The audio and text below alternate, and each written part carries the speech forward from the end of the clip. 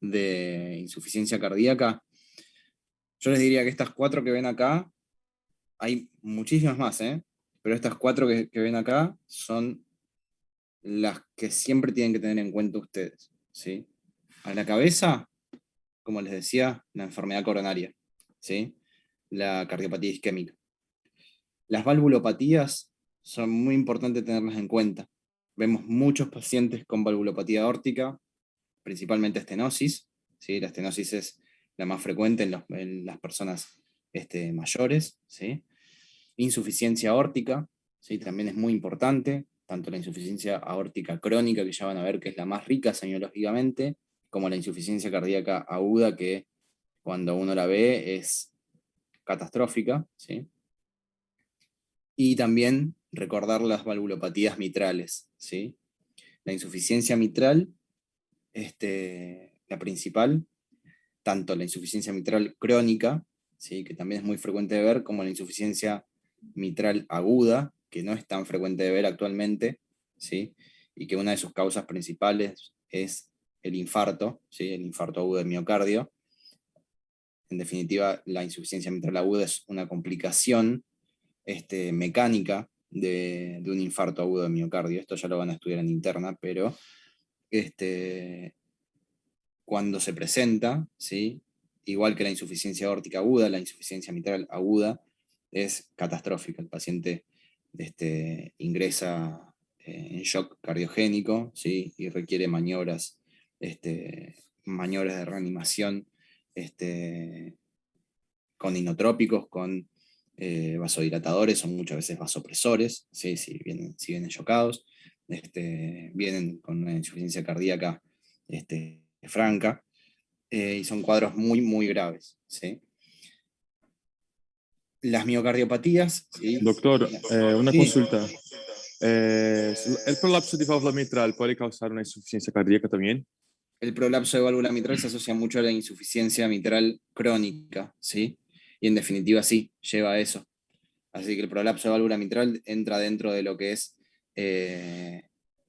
lo que es la insuficiencia mitral crónica, es causa de progresión hacia insuficiencia mitral, el prolapso, ¿sí? No en todas las personas, no es que alguien que tiene prolapso de válvula mitral va a evolucionar sí o sí a una insuficiencia mitral, pero está muy relacionada, ¿sí? Ah, buenísimo. Las miocardiopatías, la miocardiopatía dilatada, la miocardiopatía hipertrófica, ¿sí? Son más raras de ver, pero las vemos. La miocardiopatía dilatada, ¿sí? Hay miocardiopatía dilatada idiopática, o sea, de causa desconocida. Está muy asociada a factores genéticos. Y después hay miocardiopatías dilatadas, ¿sí? Ya las van a estudiar, pero hay miocardiopatías dilatadas secundarias a, por ejemplo, el Chagas, la enfermedad de Chagas, ¿sí? O a otras enfermedades. Y lo que son las miocardiopatías restrictivas también es muy importante. Esos 3 tipos de miocardiopatías las vemos con frecuencia también, ¿sí? Si bien son más raras que las otras 2 causas, se ven, ¿sí? Y las cardiopatías congénitas del adulto, ¿sí? También es importante tenerlas en cuenta. Bien, esas 4 etiologías, después hay muchas más, ¿sí? Pero en definitiva, la insuficiencia cardíaca se resume a estas cuatro etiologías, ¿sí? Fisiopatología. Tenemos inicialmente una injuria miocárdica, ¿sí? Que puede ser aguda, como por ejemplo un infarto de miocardio, puede ser crónica, como una cardiopatía isquémica silente, ¿sí? Una persona que en forma crónica que no tiene un infarto, tal vez tiene un infarto que pasa en forma desapercibida, ¿sí? Con mucha enfermedad coronaria e isquemia crónica, ¿sí? O incluso una miocardiopatía dilatada de origen genético o una miocardiopatía infiltrativa, ¿sí? Todas esas cosas funcionan como injuria miocárdica inicial, ¿sí? Entonces, inicialmente tenemos un daño primario, que eso provoca un deterioro en el gasto cardíaco, ¿sí? Una disminución del gasto cardíaco, y principalmente un deterioro en la función cardíaca, ¿sí? Esto lleva a activación de diferentes sistemas, como por ejemplo el sistema simpático, ¿sí? Que, como ustedes saben, para compensar una disminución del gasto cardíaco, una de las maneras que tiene el cuerpo es el aumento de la frecuencia cardíaca. Si se acuerdan, el gasto cardíaco, el volumen minuto es igual al volumen sistólico por la frecuencia cardíaca, ¿sí? Y acá me voy un poquito por las ramas, pero el volumen sistólico, ¿se acuerdan de qué tres cosas depende? Frecuencia cardíaca y volumen minuto. No, Diferencia de presión. no. No. Hay tres determinantes de la Precarga, función. poscarga y contractilidad. Brillante. Perfecto. Muy bien. Precarga, poscarga y contractilidad, lo que estudiamos en fisio, ¿sí? Esas tres cosas determinan el volumen sistólico, ¿sí? Del ventrículo izquierdo y también del ventrículo derecho. ¿Está bien? No se olviden que hay un ventrículo derecho también, ¿sí? Entonces, en definitiva, el volumen minuto depende del volumen sistólico y de la frecuencia cardíaca. Y si yo tengo que desglosar eso, el volumen minuto en definitiva depende de la precarga, la poscarga, la contractilidad y la frecuencia cardíaca, ¿sí?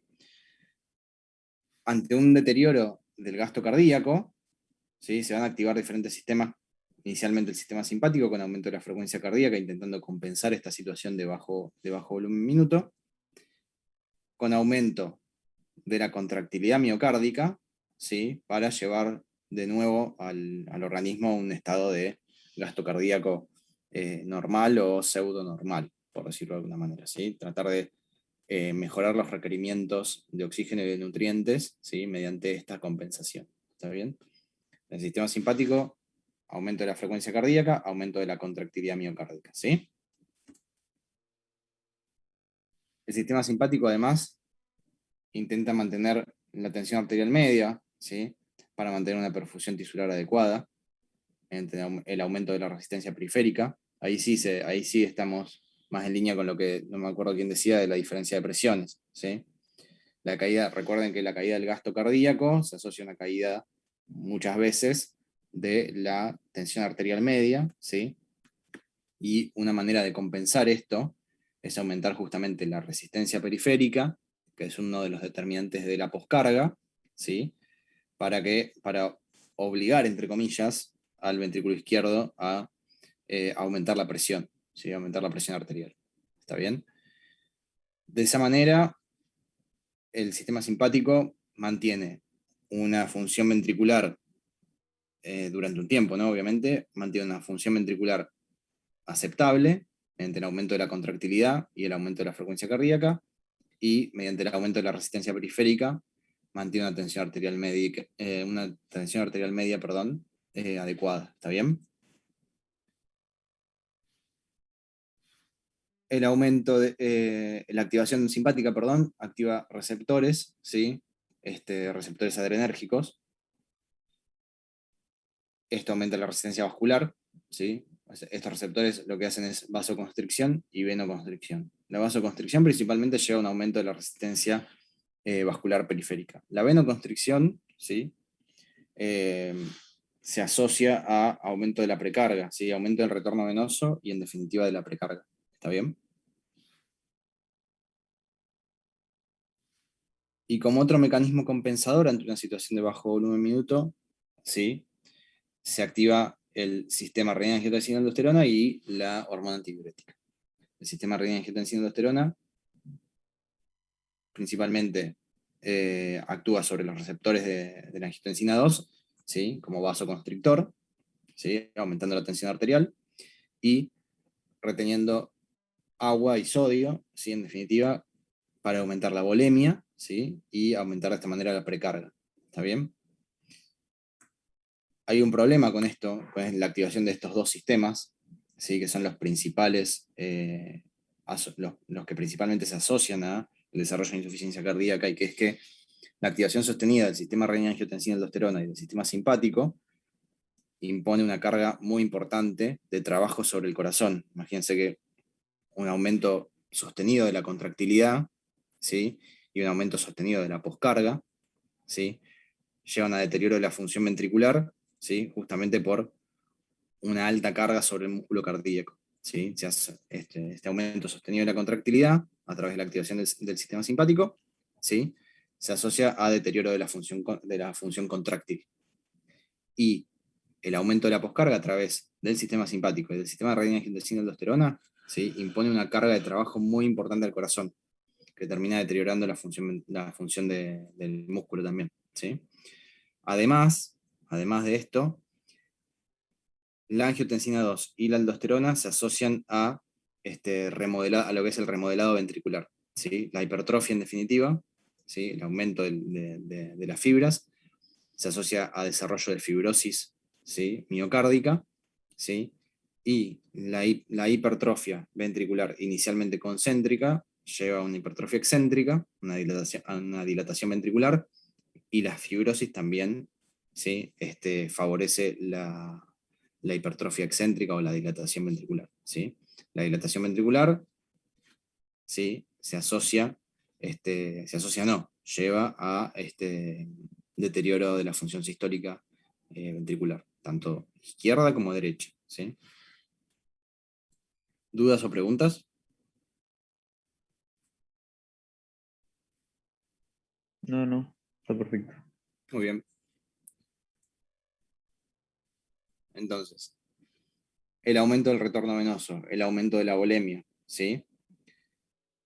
Y como les decía, el aumento también, acá faltaría el aumento de la contractilidad, ¿sí? Y el aumento de la poscarga, y también la elevada frecuencia cardíaca, ¿sí? Se asocian a aumento de la presión intraventricular, aumento de la presión ventricular, de la presión telediastólica o de ventricular izquierdo, la presión de fin de diástole, en definitiva, de la presión ventricular izquierda. Y esto, como ustedes se ven acordar de fisio, ¿sí? Todo esto lleva a hipertensión venosa pulmonar, ¿sí? Hipertensión a nivel de los capilares pulmonares y extravasación de líquido, ¿sí? A nivel pulmonar. ¿Está bien? Todo esto, recuérdenlo por favor, ¿sí? Asociado a una mayor carga de trabajo para el ventrículo derecho, ¿sí? Esas presiones a nivel del ventrículo izquierdo no estarían tan elevadas si yo tuviera un ventrículo derecho con una función deteriorada, ¿sí? Muchas veces los pacientes que vienen con deterioro de ambos ventrículos generalmente no vienen con grandes signos de congestión pulmonar, ¿sí? Porque su ventrículo derecho, el deterioro de su ventrículo derecho hace que sea incapaz de generar presiones altas a nivel pulmonar, ¿está bien? A nivel pulmonar y a nivel, en definitiva, a nivel del llenado del ventrículo izquierdo, ¿está bien? Entonces estos pacientes generalmente en lugar de venir con signos de congestión pulmonar, ¿sí?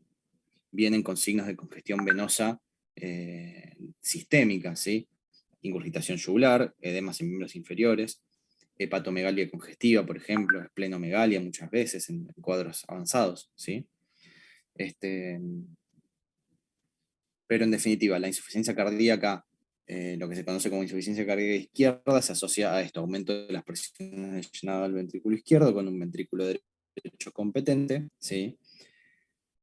Hipertensión a nivel de los capilares pulmonares con extravasación de líquido a nivel de los pulmones, ¿sí? Esto provoca hipoxemia, ¿sí? Principalmente, que es lo que lleva a la disnea, ¿sí? Propia de la insuficiencia cardíaca, ¿está bien? A la disnea y a los demás síntomas cardinales de insuficiencia cardíaca, que son la ortopnea, que tal vez alguno lo ha leído. La ortopnea es la disnea que se produce en decúbito, ¿sí? Son aquellos pacientes que necesitan colocar varias almohadas para dormir, ¿sí? O incluso dormir sentados. Y también la condición de disnea que se provocan durante el sueño, que despiertan al paciente, muchas veces 2 o 3 horas después de que se ha acostado, ¿sí? Por aumento del retorno venoso y aumento de las presiones de llenado del ventrículo izquierdo, y que hacen que el paciente requiera sentarse en la cama, ¿sí? Inclinarse incluso delante de la cama, incluso ponerse de pie, buscar una ventana, abrir una ventana y tomar un poco de aire. La disnea paroxística nocturna es un síntoma bastante más específico que la disnea sola, ¿sí? Para insuficiencia cardíaca, lo mismo que la ortopnea.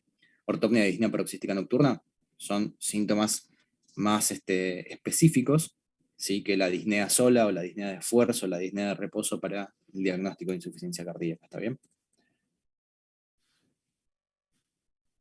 Y un poco pasando a lo que me preguntaban antes, ¿sí? ¿Cuáles son los signos y los síntomas de insuficiencia cardíaca? Principalmente disnea de esfuerzo, ¿sí? Las personas que van deteriorando su clase funcional a lo largo del tiempo, que inicialmente tal vez podían caminar 1 o 2 cuadras sin problemas y que de repente a lo largo de 2, 3, 4, 6 meses, ¿sí? sienten que caminar 1 cuadra les cuesta mucho más que antes, que tienen que parar para tomar aire, ¿sí? que se fatigan, ¿sí? son todas cosas que dicen los pacientes. Me fatigo, me agito, me cuesta respirar, antes podía caminar 1 cuadra, ahora la camino mucho más lentamente, tengo que caminar mucho más lento para no agitarme, ¿sí? Y esto progresa a lo largo del tiempo, inicialmente ¿sí? es así, y luego progresa ¿sí? a personas que dentro de su casa, caminando dentro de su casa, o tal vez bañándose, ¿sí? o vistiéndose, ¿sí? o atándose los cordones de los zapatos, les cuesta, ¿sí? les cuesta, se sienten agitados, fatigados o les cuesta respirar.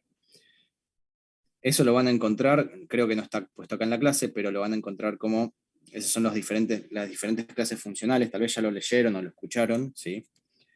La clase funcional 1 es la actividad física extenuante que da síntomas, ¿sí? Por ejemplo, correr o andar en bicicleta. Esos pacientes que sienten disnea cuando corren, ¿sí? están en clase funcional 1. La clase funcional 2, ¿sí?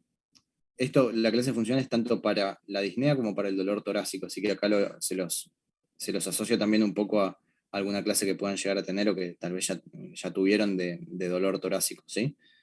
Pero pacientes que están en clase funcional 1 son los que hacen una actividad física mayor a la habitual, ¿sí?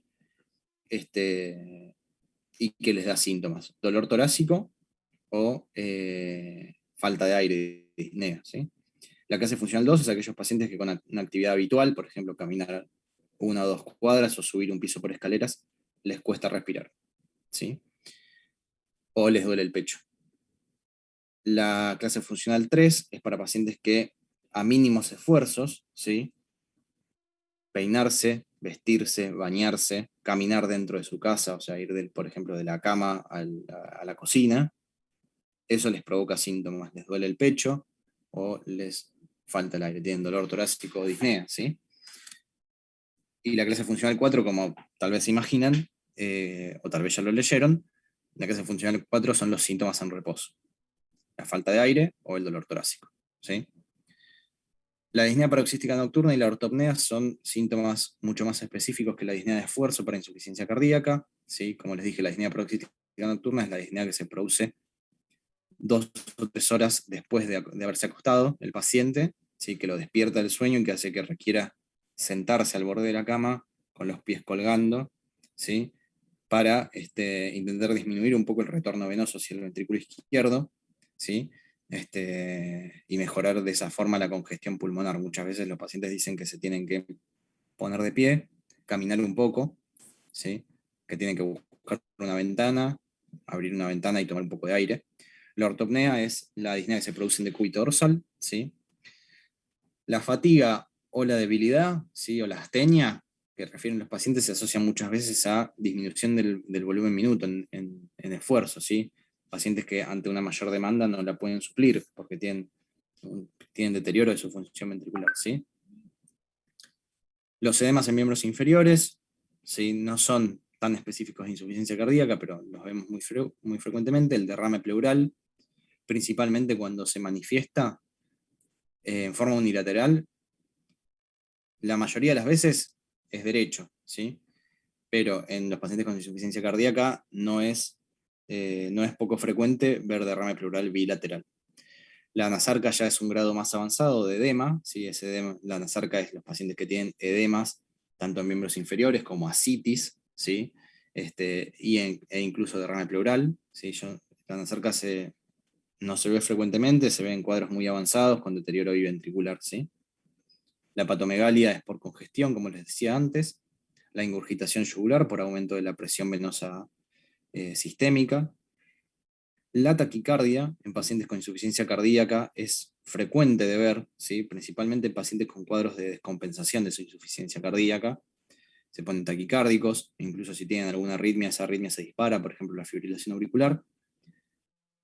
El ritmo de galope, el tercer ruido cardíaco que se escucha después del segundo ruido, ¿sí? Que se asocia a que se escucha, el tercer ruido se escucha en protodiástole, se lo van a leer, o sea, al inicio de la diástole en definitiva, durante el llenado pasivo, ¿sí?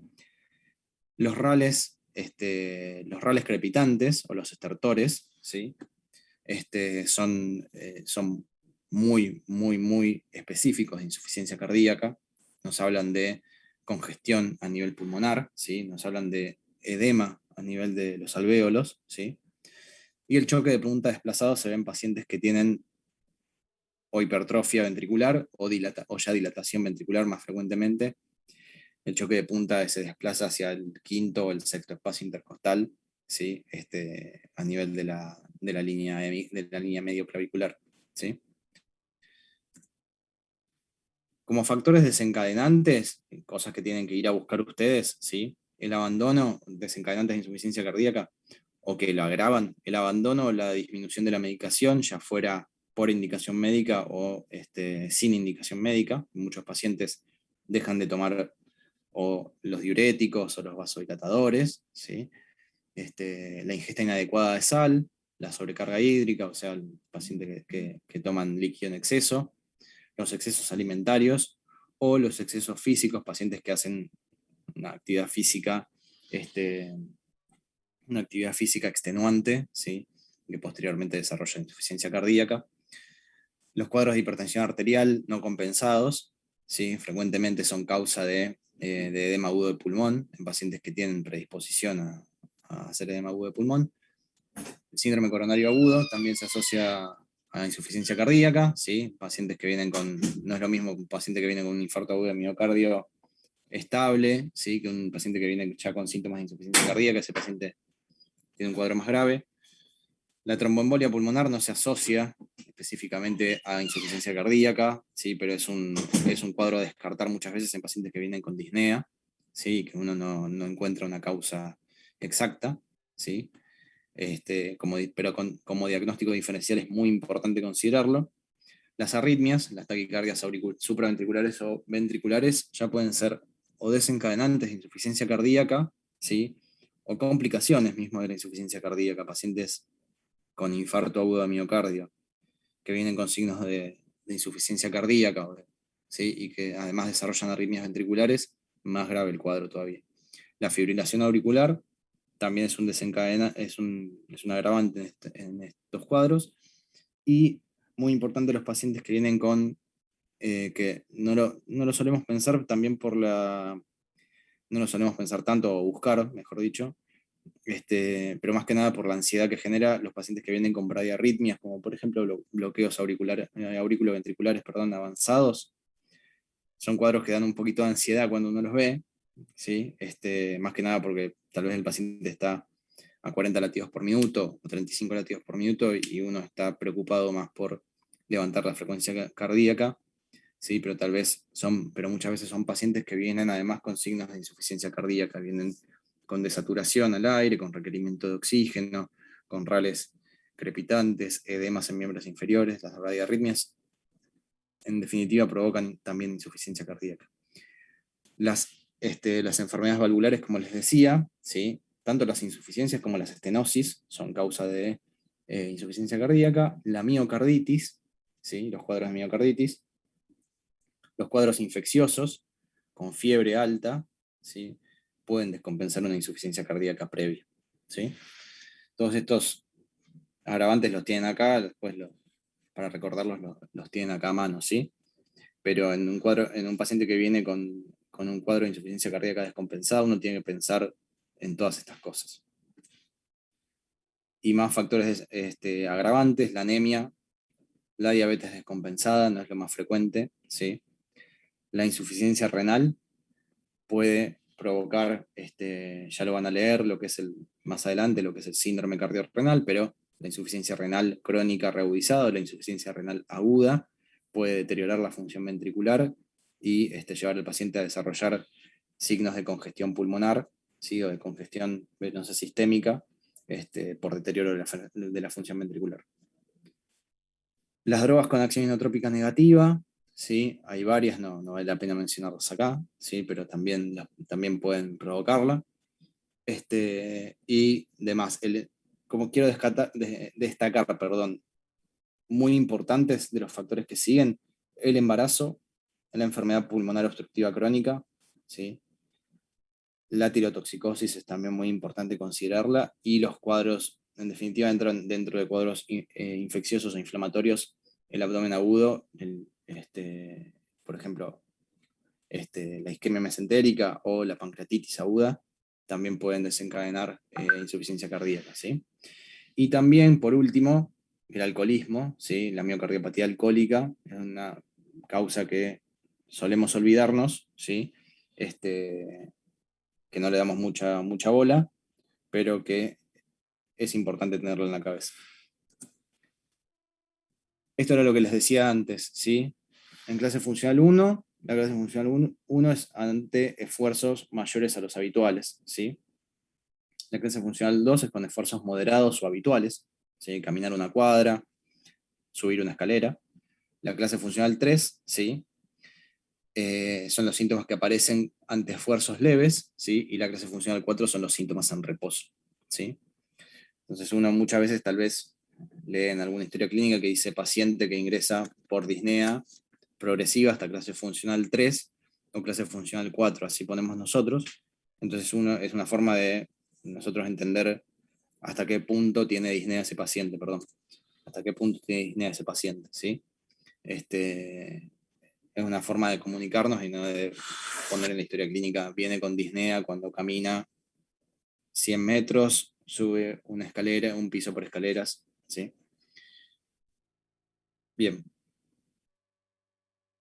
Esto me parece que es de lo más importante de la clase, que se lleven, ¿sí? A la hora de ver pacientes, no tanto en el práctico, sino en la vida, digamos, hagan lo que hagan después. Los criterios de Framingham para el diagnóstico clínico de insuficiencia cardíaca, como dice ahí, hay que tomar al menos 2 criterios mayores o un criterio mayor y 2 menores. Todo esto cuando bajamos a hablar a algún paciente de la guardia, tratamos de pensar en esto, si cumple criterios, ¿sí? No es que es algo que define, ¿sí?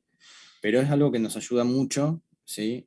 A arrimar el bochín, como les decía. Los criterios mayores: la disnea paroxística nocturna, la ingurgitación yugular, los estertores o los rales crepitantes, la cardiomegalia evidenciada en la radiografía, ¿sí? El edema agudo de pulmón, el ritmo de galope con tercer ruido cardíaco, ¿sí? El reflujo hepatoyugular, y en cuadros de insuficiencia cardíaca avanzada, la pérdida de peso mayor a 4,5 kilos en 5 días. La pérdida de peso mayor a 4,5 kilos en 5 días como respuesta al tratamiento también es un criterio, ¿sí? O sea, el paciente que inicia tratamiento con diuréticos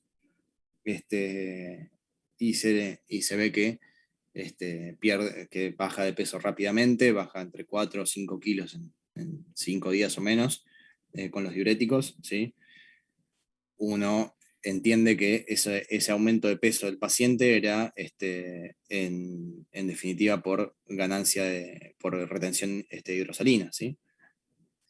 Bien, todos estos como criterios mayores. Si yo tengo 2 criterios mayores de esto, puedo hacer el diagnóstico según Framingham, ¿sí? Muchas veces nos valemos de otras cosas, ¿sí?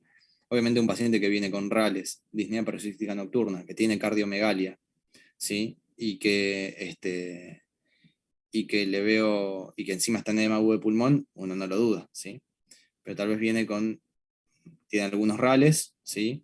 La placa no es definitoria, no está en edema agudo de pulmón, uno lo interroga y la disnea es una disnea de esfuerzo en clase funcional 2, bueno, ahí es un poquito más difícil, ¿sí?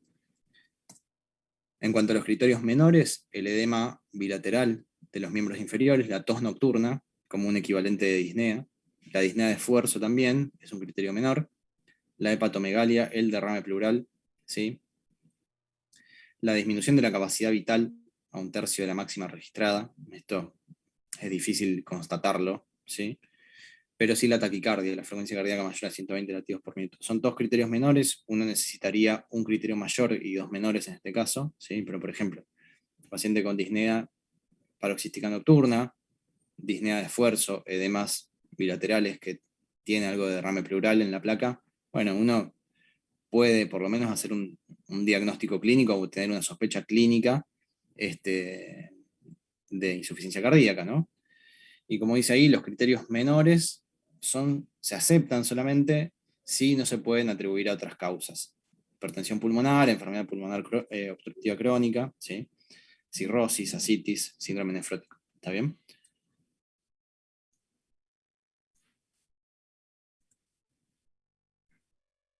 ¿Qué estudios nosotros tendríamos que plantear en un paciente con una sospecha clínica de insuficiencia cardíaca? ¿Sí? Inicialmente, para todo paciente, electrocardiograma, placa de tórax y un laboratorio. En el laboratorio que vamos a pedir, ¿qué nos importa? Los biomarcadores. El BNP, el péptido natriurético tipo B, y el NT-proBNP, que es la fracción amino terminal, ¿sí? Actualmente como biomarcadores para diagnóstico de insuficiencia cardíaca, ¿sí? Son muy útiles para descartar los cuadros. Pacientes con BNP o NT-proBNP, nos sirven mucho esos cuadros para, esos biomarcadores para excluir el diagnóstico, por decirlo de alguna manera, ¿sí? Si están bajos, uno tiene que ir por otros caminos y empezar a pensar causas alternativas de los síntomas. Después lo que viene ahí acá abajo, ¿sí? Es un poco, algunas cosas no es que son discutibles, pero no para hacer, porque parece que toda esa lista yo le tendría que hacer todo. Pero lo principal, ¿sí? En pacientes con sospecha de insuficiencia cardíaca, un electrocardiograma, una placa de tórax, un laboratorio, y tener un ecocardiograma, ¿sí? Como les decía antes, el ecocardiograma nos ayuda mucho para diagnosticar o para excluir, ¿sí? La insuficiencia cardíaca. Pacientes con una función ventricular adecuada, por ejemplo, que por medición ecocardiográfica no tienen no tienen presiones de llenado elevadas estimadas por ecografía, ¿sí? Que uno no ve cardiopatía estructural, o sea, no ve hipertrofia, no ve agrandamiento de las aurículas, ¿sí? Y varios otros parámetros que tenemos para ecocardiográficos para evaluar la insuficiencia cardíaca, como por ejemplo la estimación de la presión sistólica de arteria pulmonar, es un parámetro muy útil para diagnosticar hipertensión pulmonar y en pacientes que vienen con síntomas de insuficiencia cardíaca para también apoyar el diagnóstico de insuficiencia cardíaca o descartarlo, ¿sí? De todo esto podríamos estar hablando mucho, ¿sí? Pero lo más importante que tienen que tener en cuenta es que el ecocardiograma es el estudio imaginológico principal a pedir en un paciente en el que sospechan insuficiencia cardíaca. Si lo sospechan y no tengo un ecocardiograma reciente del paciente, necesito tener uno, ¿sí? Necesito tener uno buscando, primero, evaluar la función ventricular, izquierda y derecha. Segundo, evaluar si tengo cardiopatía estructural, hipertrofia, dilatación, ¿sí? Si tengo valvulopatías. Y segundo, estimando la presión sistólica de arteria pulmonar, ¿sí? Y estimando las presiones de llenado del ventrículo izquierdo, que todo eso el ecocardiograma lo permite hacer, ¿sí? Entonces, todas esas cosas, ¿sí? Con un cuadro clínico compatible y con biomarcadores BNP o NT-proBNP elevados, nos permiten hacer un diagnóstico, ¿sí? Después, todos los demás estudios que leen ahí, la prueba ergométrica graduada o el ecoestrés, la resonancia magnética cardíaca, la tomografía coronaria, la cámara gamma y también el Holter, son todos estudios que uno va a plantear ante una sospecha etiológica, ¿sí? Incluso yo agregaría ahí, ¿sí? Como dijimos antes, la enfermedad coronaria es la causa principal de insuficiencia cardíaca en nuestro medio y en países desarrollados, ¿sí? Uno siempre tiene que plantear inicialmente un paciente que viene con insuficiencia cardíaca clínica y deterioro de la función ventricular, deterioro de la función sistólica ventricular, ¿sí? Uno tiene que plantear hacer una coronariografía, ¿sí? Un cateterismo cardíaco izquierdo para evaluar las arterias coronarias, ¿sí? Después todos los demás estudios, la resonancia, la cámara gamma, el Holter, ¿sí? Son estudios que uno plantea entre su sospecha etiológica. Si uno sospecha una miocarditis, si uno sospecha una enfermedad infiltrativa, como por ejemplo la amiloidosis, si uno sospecha una miocardiopatía inducida por arritmias, todos esos estudios nos ayudan, ¿sí? Pero el principal estudio imagenológico es el ecocardiograma. ¿Está bien? Y acá aprovecho, que creo que esto tampoco está en la clase, ¿sí? Pero lo pueden ir a buscar. Aprovecho para... Hablamos mucho de lo que son las clasificaciones antes, ¿sí? Pero actualmente la clasificación más aceptada, digamos, de insuficiencia cardíaca es la insuficiencia cardíaca con fracción de eyección conservada y con fracción de eyección reducida, ¿sí? ¿Cómo medimos la fracción de eyección? Principalmente por el ecocardiograma, ¿sí? Eso, hay métodos, ¿sí? Para medir la fracción de eyección, e incluso los ecocardiografistas entrenados pueden estimarla a ojo la fracción de eyección, ¿sí? Pero principalmente la medición, ¿sí? La medición específica por ciertos métodos, mediante ecocardiograma, ¿sí? O incluso muchas veces, si el paciente no tiene una buena ventana ultrasónica, la resonancia magnética cardíaca es el gol estándar para evaluar la fracción de eyección ventricular izquierda, ¿sí? Entonces, ante un paciente que tiene una fracción de eyección, ¿sí? Conservada, es decir, una función de cámara conservada que uno ve en el ecocardiograma o en la resonancia, que el ventrículo se contrae bien, que la función de cámara es adecuada, ¿sí? Pero tiene un ventrículo hipertrófico con agrandamiento auricular, con presiones de llenado elevadas, ¿sí? Con hipertensión pulmonar estimada por ecocardiografía, que su electrocardiograma no es normal, que tiene una placa de tórax congestiva y que además tiene síntomas de insuficiencia cardíaca, yendo para atrás, ¿sí? Eso nos permite hacer un diagnóstico de insuficiencia cardíaca con fracción de eyección conservada, ¿sí? A esto también se le agrega, obviamente, los biomarcadores, el péptido natriurético tipo B y su fracción aminoterminal, ¿sí? El paciente que viene con deterioro de la fracción de eyección, es decir, con alteración de la función de cámara, con dilatación ventricular, ¿sí? Con una fracción de eyección baja, menor al 30%, ¿sí? O mejor dicho, perdón, menor al 40%, ¿sí? Que además por ecocardiografía de nuevo tiene aumento de las presiones de llenado, tiene síntomas compatibles, tiene un electrocardiograma que es anormal, tiene una placa de tórax con derrame pleural, con congestión pulmonar. Eso nos permite hacer diagnóstico de insuficiencia cardíaca con fracción de eyección reducida, ¿sí? Esa que les digo es la clasificación, actualmente la clasificación que más se usa y como nosotros clasificamos a los pacientes. ¿Está bien?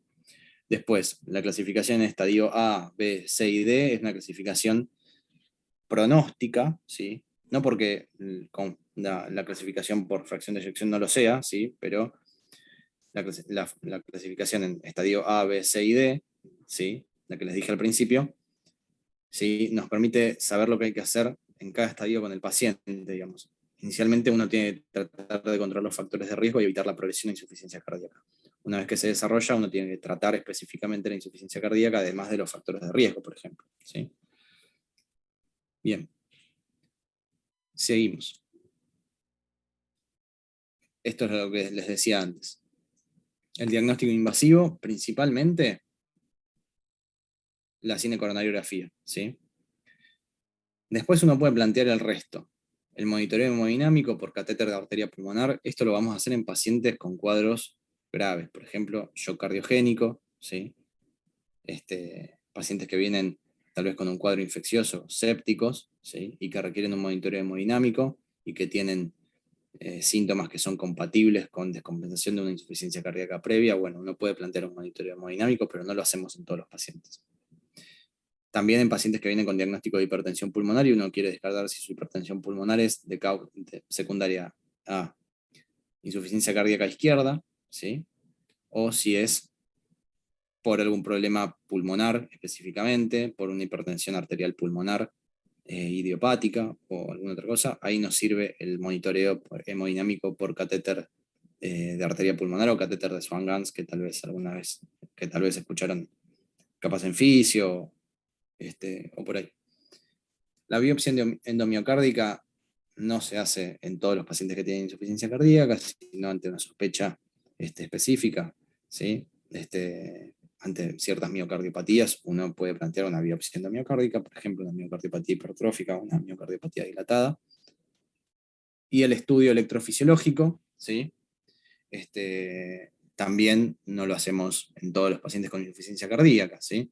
El estudio electrofisiológico solamente buscando arritmias complejas, o buscando alteración en los tiempos de conducción, en los tiempos de conducción de auriculares del nodo sinusal o del nodo AB o de las de His, por ejemplo, ¿sí?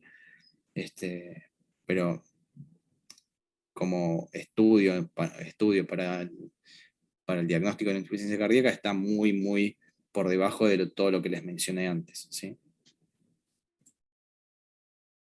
Tratamiento. Ya sé que esto no es una clase de medicina interna, así que esto se los voy a dar un poquito más rápido, ¿sí? Como para que tengan un panorama. Más que nada para que les sirva cuando vayan al práctico, ¿sí? Así pueden charlar también un poco lo que es el tratamiento. Ya empezar a meterse un poquito en eso. Lo que tratamos de hacer con el tratamiento es la reducción de la mortalidad, aliviar los signos y los síntomas, ¿sí? Y prevenir eventos isquémico-necróticos, pero principalmente lo que es la remodelación, ¿sí? La remodelación ventricular. El remodelado ventricular uno trata de prevenir que ese remodelado progrese en un paciente que ya tuvo un primer daño miocárdico, ¿sí? Pero lo más importante es reducir la mortalidad del cuadro, ¿sí? Y aliviar los signos, los signos y los síntomas, ¿sí? De congestión que son muy molestos para el paciente y que deterioran su calidad de vida, ¿sí? Como medidas generales, la adherencia al tratamiento, el cuidado del peso, ¿sí? El paciente, se le explica al paciente que tiene que pesarse todos los días en ayunas, ¿sí? Ir controlando su peso e ir controlando la ganancia de peso, principalmente la ganancia rápida de peso, ¿sí? Eso es indicador para los pacientes, uno le explica que es indicador de que están reteniendo líquido y de que pueden desarrollar, o pueden, mejor dicho, pueden descompensar un cuadro de insuficiencia cardíaca crónica, ¿sí? La ingesta de sodio y de líquidos, ¿sí? Uno trata de restringirlo lo más posible, le dice al paciente que coma sin sal, que restrinja la ingesta de líquidos a cierta cantidad por día, ¿sí? Que lo controle. El alcohol en pacientes con insuficiencia cardíaca, uno trata de reducirlo lo más que pueda, ¿sí? Incluso en algunos pacientes suspenderlo, ¿sí? El tabaquismo es un factor de riesgo cardiovascular, tanto para el desarrollo de enfermedad coronaria, enfermedad arterial periférica, ¿sí? Como para muchas otras patologías cardíacas y no cardíacas. También es un factor de riesgo para el desarrollo de insuficiencia cardíaca, así que siempre pacientes que siguen fumando uno trata de llevarlos a que dejen de fumar, ¿sí? La vacunación, como la vacunación preventiva en pacientes con insuficiencia cardíaca, la vacunación antigripal y la vacunación para el neumococo, ¿sí? Uno las prescribe. Y uno tiene que tratar de manejar la actividad física, la actividad sexual del paciente, ¿sí? En definitiva, es lo mismo, ¿sí? Le trata de explicar a partir de cuándo puede retomar la actividad física, retomar la actividad sexual, y a partir de cuándo puede iniciar los viajes, de acuerdo a cómo progrese su cuadro, ¿sí? Aguárdame.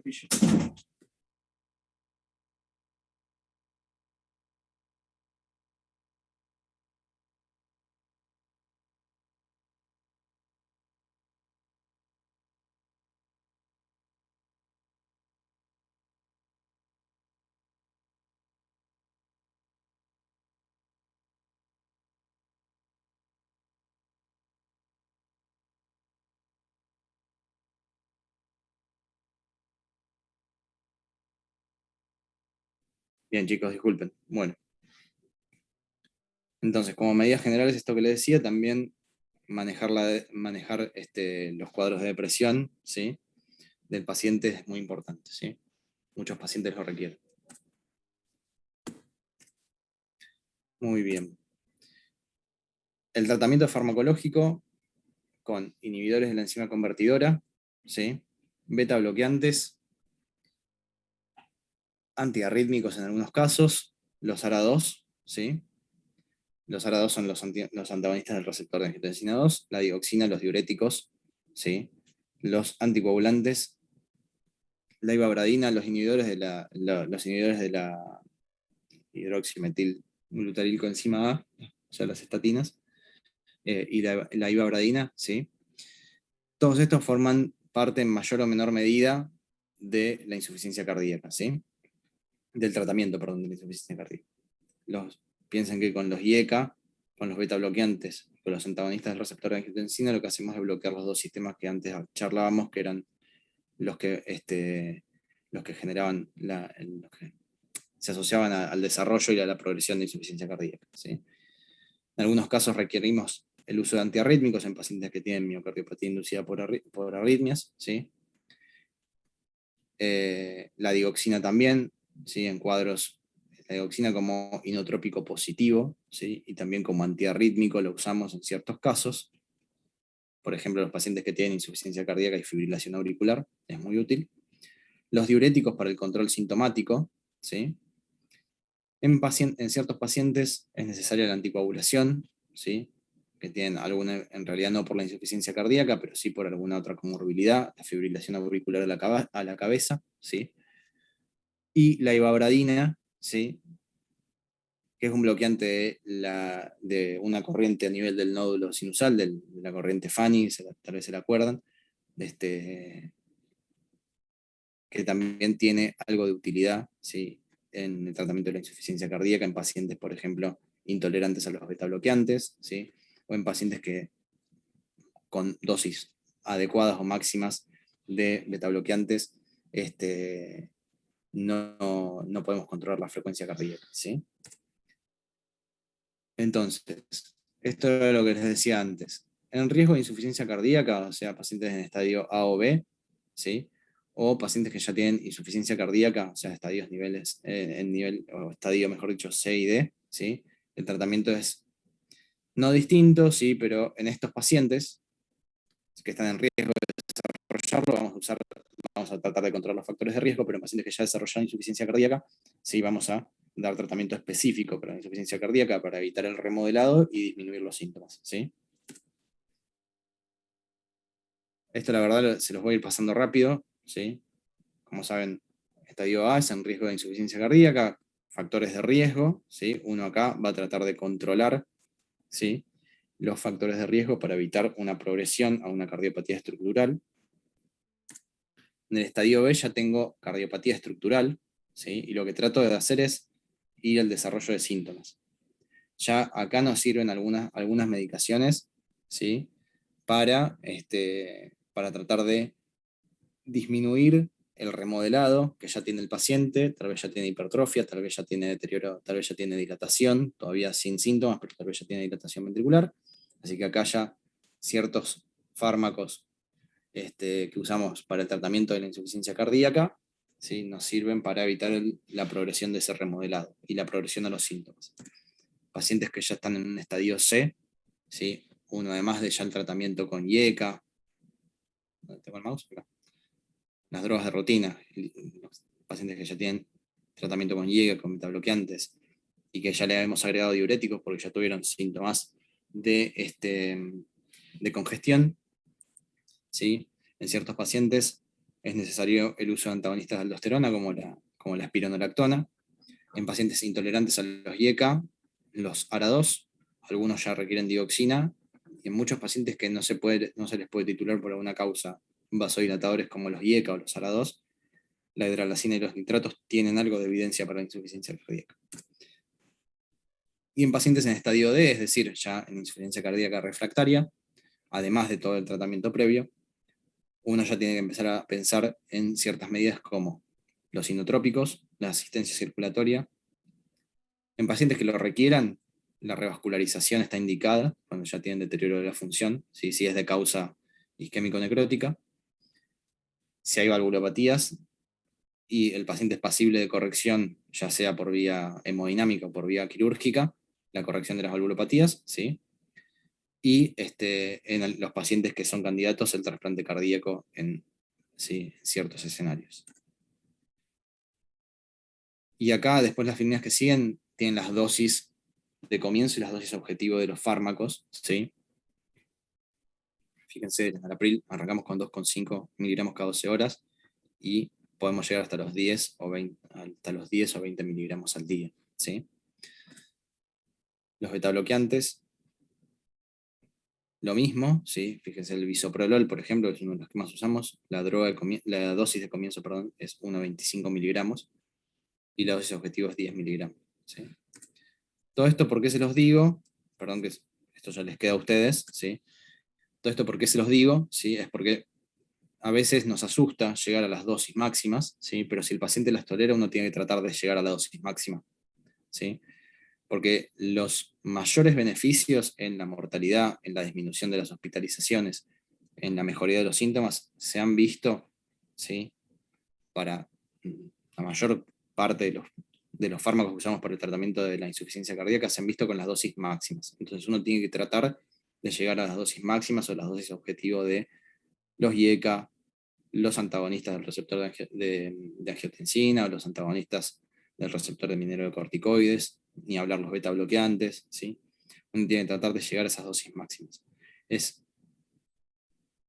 el pilar del tratamiento actualmente, más allá de los inotrópicos, más allá de la asistencia circulatoria, ¿sí? El pilar del tratamiento es el tratamiento farmacológico actualmente, ¿sí? También el tratamiento con dispositivos como los como que acá no hablamos, pero ya se haría demasiado larga la clase, pero tratamiento con cardiodesfibrilador o el tratamiento con resincronizador, ¿sí? Que tal vez lo van a escuchar a Juan Pablo hablar de eso.